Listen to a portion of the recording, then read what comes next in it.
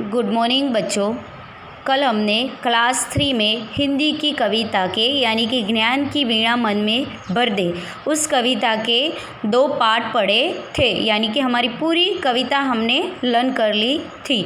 आज हम इसके शब्दार्थ और इसके क्वेश्चन आंसर देखेंगे। आपने शब्दार्थ तो अपनी नोटबुक में राइट कर ही दिए होंगे, लेकिन हम फिर से उसको एक बार याद कर लें। भान यानी कि ज्ञान, प्रकाश।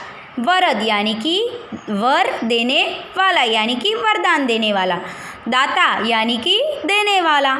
हस्त यानी कि हाथ। कर्ता यानी कि करने वाला। अबोध यानी कि ज्ञान रहित। भर्ता यानी कि पालन पोषण करने वाला, स्वामी परमात्मा।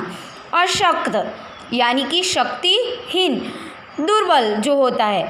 सन्मति यानी कि अच्छी बुद्धि। शक्तिवान यानी कि शक्तिशाली। शीश यानी कि सिर, मस्तक। नतमस्तक यानी कि सिर झुकाए हुए। ये हो गए इसके शब्द जो हमें नोटबुक के अंदर लिखने भी है और लर्न भी करने हैं। अब हम इसके क्वेश्चन आंसर देखेंगे।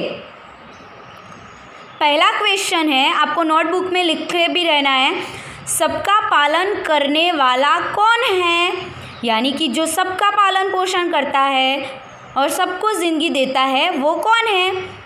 तो सबका पालन करने वाला परमात्मा है। कौन है? यानी कि सबका पालन करने वाला परमात्मा यानी कि भगवान ईश्वर। अब देखेंगे दूसरा क्वेश्चन। यदि बालक स्वयं मेहनत न करे तो क्या सफलता मिल सकती है? क्या मिल सकती है? नहीं। अगर बालक अपने आप खुद से मेहनत न करे तो उसे सफलता हासिल नहीं होती है। ये आपको लिखना है नोटबुक के अंदर। तीसरा क्वेश्चन, परमात्मा किसकी सहायता करता है? यानी कि जो ईश्वर है वो किसकी मदद करता है? तो परमात्मा शक्तिहीन यानी कि जिसमें कोई शक्ति ना हो, अशक्त यानी कि जो लोग दुर्बल होते हैं उनकी सहायता ज़रूर करता है। जो भगवान से प्रे करते हैं, प्रार्थना करते हैं, उनकी परमात्मा ज़रूर सुनता है और उनके दुख भी ज़रूर दूर करता है। ये हो गया हमारा तीसरा क्वेश्चन। अब सेकंड, पंक्तियाँ पूरी करो, यानी कि जो पंक्तियाँ दी हुई है वो हमको पूरी करनी है। तो आगे जो पूरी कविता है उसमें से देख के आपको ये कविता अपने नोटबुक में भी लिखनी है और बुक के अंदर पूरी करनी है। तो आगे देख के और पूरी लर्न भी करनी है पोयम, तो ये आपको आ जाएगी। हमने यानी कि हमने, उसके बाद क्या आएगा? हमने अभी अभी यह जाना, तू है स्वामी तू है दाता। उसके बाद आधी हुई एक पंक्ति दी हुई है, देखो, तू ही रक्षक। उसके बाद क्या आएगा? तू ही भर्ता। और उसके बाद भी खाली जगह दी हुई है, तो तू ही जगत का पालन करता। तो ये हमारी पहली पंक्ति पूरी हो गई।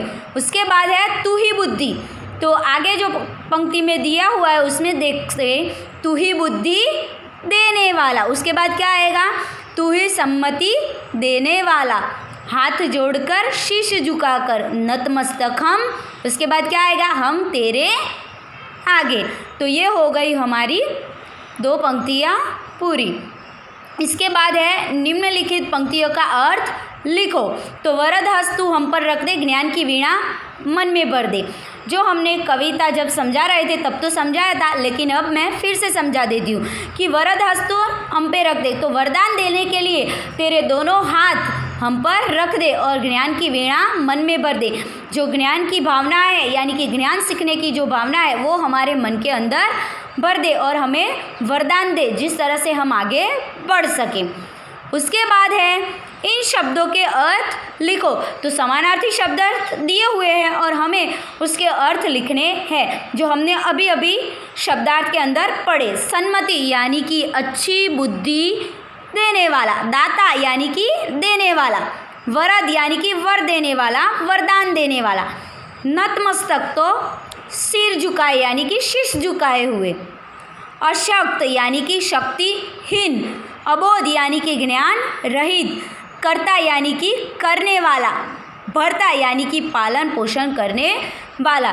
तो ये हमारे क्लास 3 में पहली कविता और उसके क्वेश्चन आंसर और शब्दार्थ सारे पूरे हो गए। हम दूसरे दिन यानी कि दूसरे पार्ट में अब दूसरा जो लेसन है वो आगे कंटिन्यू करेंगे कल के पार्ट में। Thank you, have a nice day.